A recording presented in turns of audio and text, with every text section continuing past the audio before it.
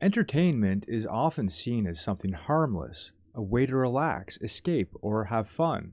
But beneath the surface, entertainment is one of the most effective psychological tools for priming the human mind for control. The key to power is that it bypasses the critical mind. When we're entertained, we're emotionally engaged, relaxed, and open. We drop our defenses. This state of emotional openness allows ideas, values, and worldviews to slip into the subconscious unexamined. What we find amusing or moving is not just shaping our feelings in the moment, it's programming how we interpret reality. Psychologically, this is known as priming. When we're exposed to a stimulus, a song, a scene, a story, it influences how we react to later events. Entertainment is full of subtle and overt suggestions. These suggestions accumulate, forming associations and patterns that guide perception and behavior. Over time, these patterns become habitual. This is how entertainment trains belief, morality, identity, and reaction without the viewer ever realizing it. Repetition is key. The more something is repeated across media, music, movies, memes, the more deeply it becomes rooted in the psyche. This is not random. Entertainment is crafted to elicit specific emotions that anchor particular ideas. A belief you feel is far harder to question than one you just think. This manipulation through story and symbol is nothing new.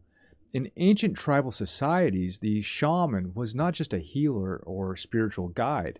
The shaman was the original entertainer. Through rhythm, chanting, costume, and storytelling, the shaman would lead the tribe into trance states. These altered states made people more suggestible and emotionally open. In these states, the shaman could plant narratives about gods, the tribe's purpose, the meaning of suffering. These stories could give structure to life, but they also served the existing power dynamics.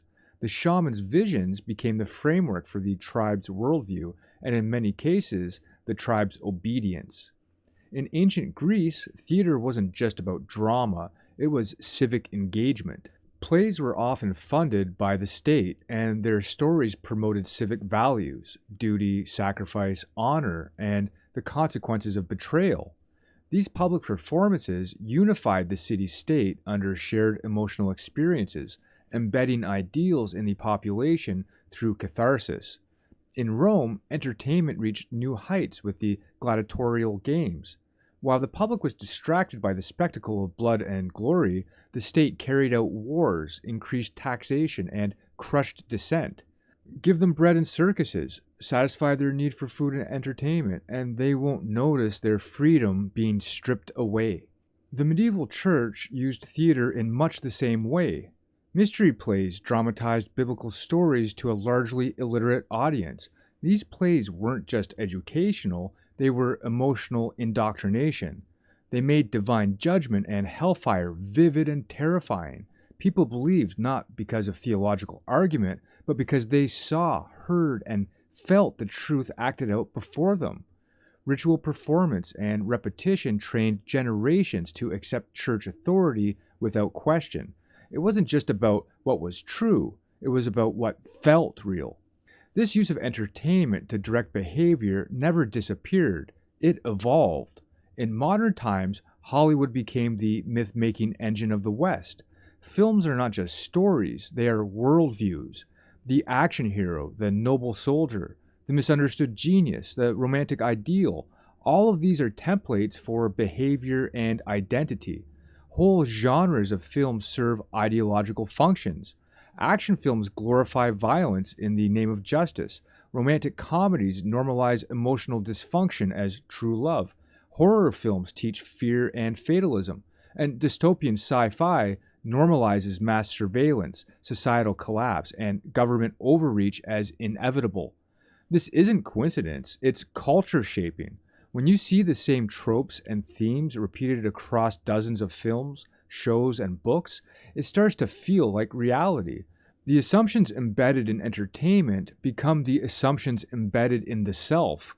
The hero kills with impunity, but we cheer. The rebel is sexy, but always ultimately assimilated. And the world always needs saving. from something so big and terrifying that only violence or submission can stop it. Television refined this manipulation by making it constant. The term TV programming is revealing. It programs. Sitcoms, news, and reality shows all push norms. What's funny, what's weird, what's cool, what's shameful. The laugh track tells you when to laugh. The sentimental music tells you when to feel. The news anchor's tone tells you what to fear. And behind it all is a rhythm, constant, hypnotic, familiar. Over time, television doesn't just entertain, it trains. It builds the mental software for conformity.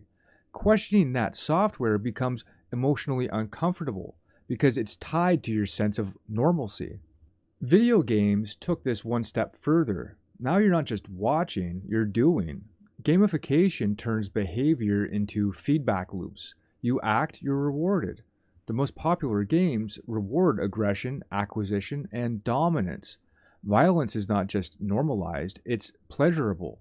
Military games train players to see foreign lands through the crosshairs, and some games are explicitly propaganda.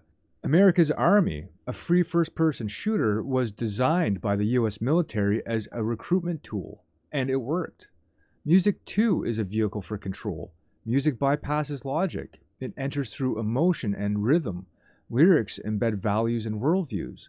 Pop songs train romantic expectations. Rap and trap music often glorify materialism, aggression, or nihilism. Not all music is manipulative, of course, but the most commercially successful often is. What's most profitable is often what's most addictive.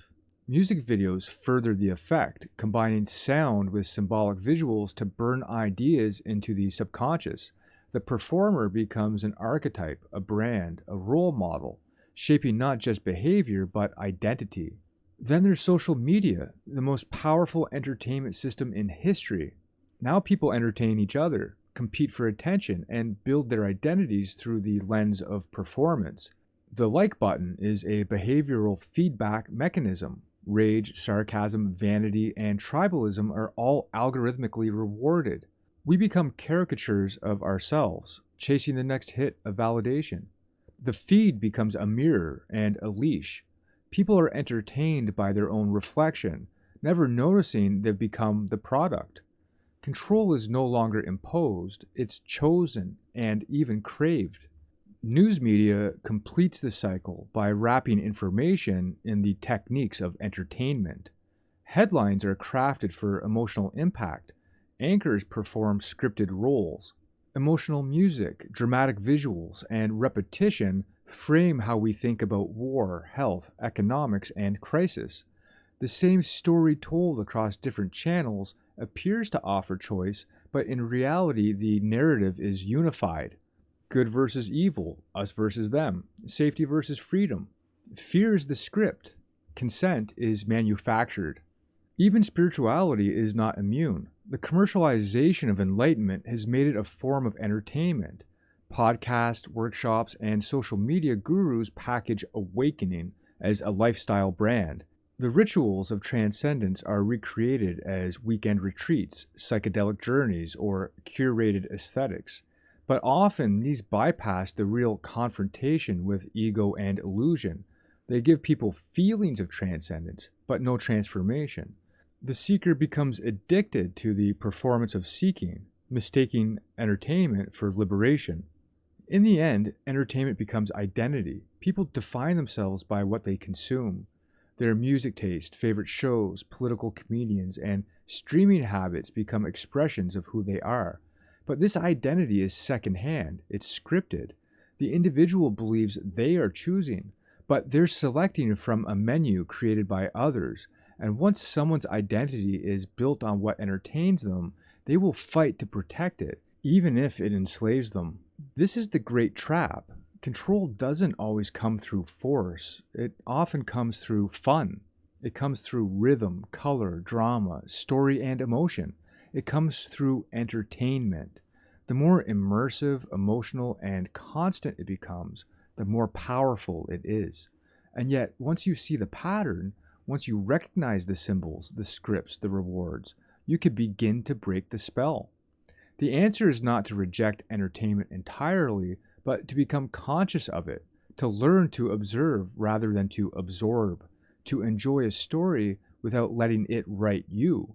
Because the moment you stop being entertained unconsciously, you start seeing truth. And truth is the one thing that can't be programmed.